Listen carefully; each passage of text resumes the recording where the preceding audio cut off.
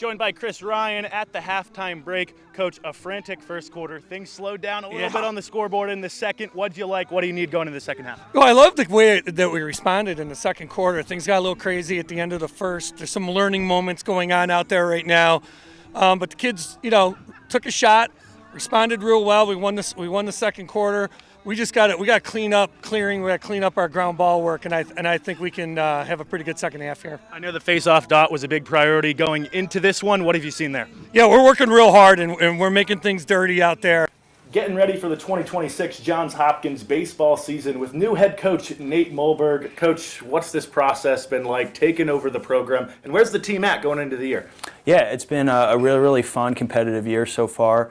For me, a lot of transition period, just learning how everybody operates, the different systems in place at the university, getting to know the alums, the families, parents, of course our guys, new coaching staff for the most part.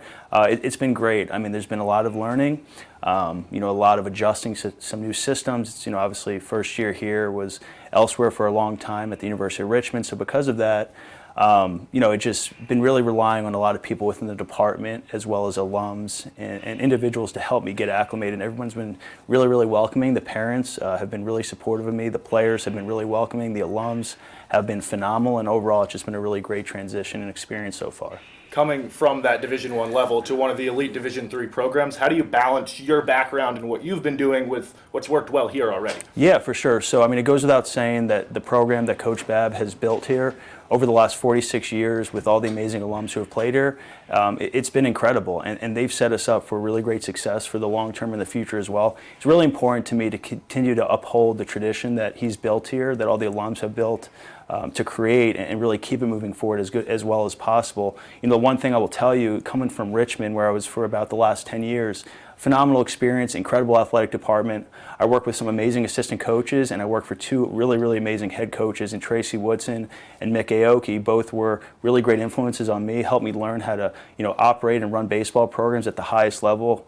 Tracy Woodson played in the major leagues, was on the '88 Dodgers with Kirk Gibson, and Mick Aoki has been a head coach at several different institutions: Morehead State, Notre Dame, Columbia, Boston College. He was head coach at Notre Dame for about 10 years. I think working for these two individuals has really just left a lasting impact on me to just be prepared to take over a program that has been as successful as this one. Now, looking at the team, it's going to look a little bit different than it has the last couple of years, but you bring back some veteran experience on the mound. Tell me about your pitching staff a little bit. Yeah, for sure.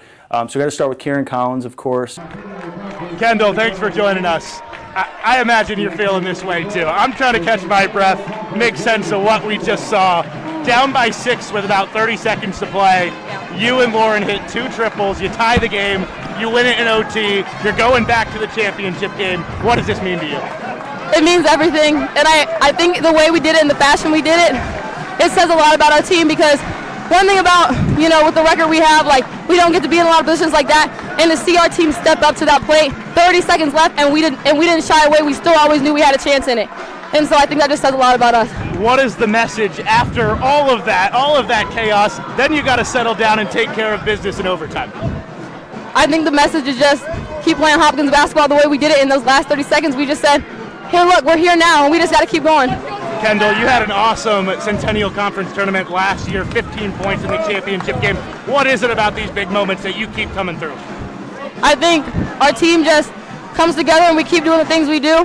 And those shots just end up being over for me on those days. I don't know what it is. Maybe it's just luck. Maybe it's, I don't know. But I think we'd all step up to the plate. And then luckily, I had those moments where I was able to step up for my team. Hey, and lastly here, you got to do it again, right? You got a couple of days. You've been through this. Back at it on Sunday. What is this process like? Take me through it. I think we come back and it's the same message with your question, but we're going to go into practice. We're going to go our Gettysburg Scout. We're going to do the things we've always been doing to be successful like we are here today, and we're just going to rely on that and know that we got each other. So, Kendall, that was just fantastic. Congrats. Good luck on Sunday. It doesn't feel real. Thank you. Thank you for your time. Blue Jays are moving on. Championship game Sunday. Here with Hopkins football head coach Dan Wadika after a 55-10 win over Dickinson. Coach, you moved to 4-0. You start conference play with a win. What did you like about this performance? Yeah, I mean, it was big time just starting off the conference 1-0. That's what we've talked about all year is winning the Centennial Conference. That's our goal at the end of this. And I was just most proud of just a complete football game. I feel like our guys played. They were ready to go. Offense obviously came out firing, and defense did a great job. Probably what I'm most proud of, though, is those guys that got in the fourth quarter, showing that, hey, they can run the offense, they can run the defense effectively. So it was a full team effort tonight. What did you tell those guys when you were kind of rotating in some of those depth pieces in the third and fourth quarter? What were you looking for out of them? Yeah, no, and we let the guys know that, hey, we're full pride and poise football, no matter who's in the game. Just being smart, hey, playing fast, having fun out there. So it was great to see that, hey, all the hard work that they put in behind the scenes, showing up on game night.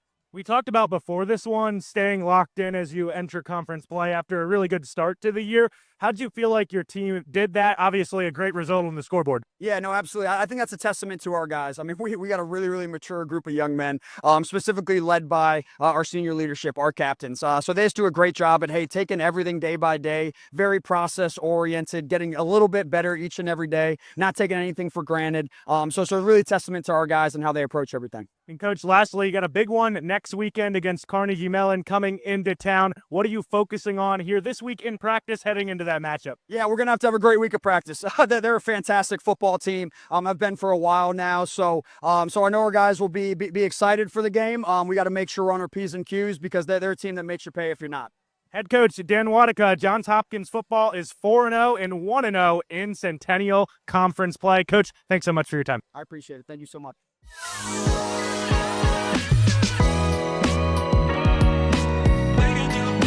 Welcome back to the Wingate Walk today. I'm with Hannah Clark, point guard for the Wingate women's basketball team and now SAC tournament MVP after the squad claimed the SAC tournament championship over Carson Newman last week.